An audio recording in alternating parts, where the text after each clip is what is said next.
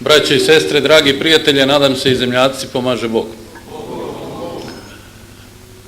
Reč Srpska krajina, koliko sam imao prilike da vidim, bilo Srpska krajina ili bilo neke stranke koje su nekad bile u Srpskoj krajini, je dosta učestala u ovoj predizbornoj kampanji u Odžacima.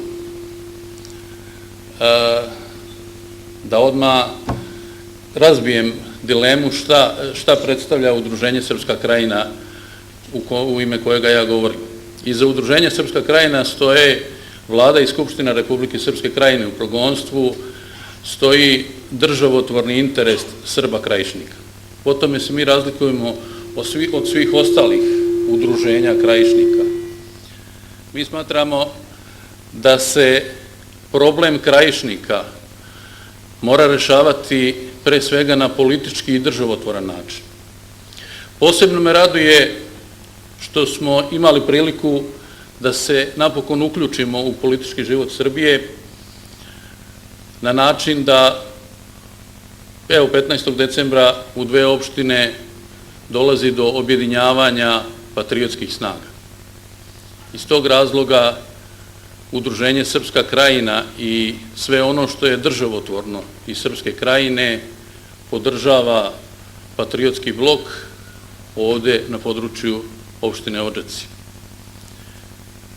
Jedino državotvorni pristup može da spasi ovu zemlju propadanja u kojoj se nalazi.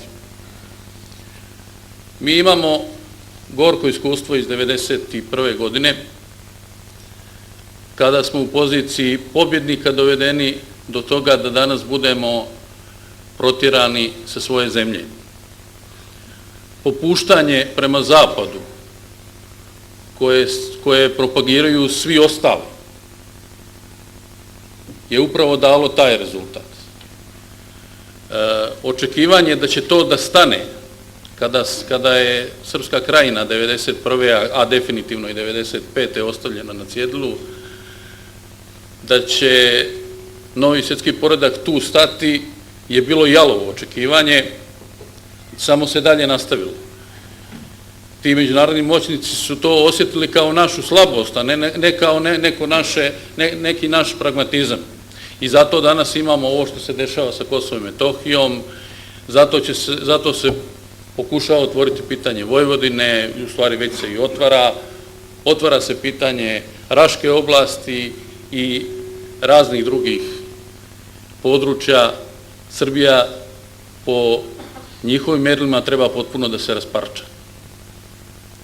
Zato jedini način na koji možemo da se suprotstavimo jeste državotvornost. Mi upravo u ovoj priči, u ovom našem nacionalnom sabiranju i okupljanju vidimo svjetlo na kraju tunela.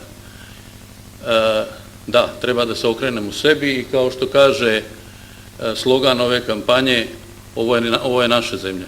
Živeli i sve najbolje 15. decembra.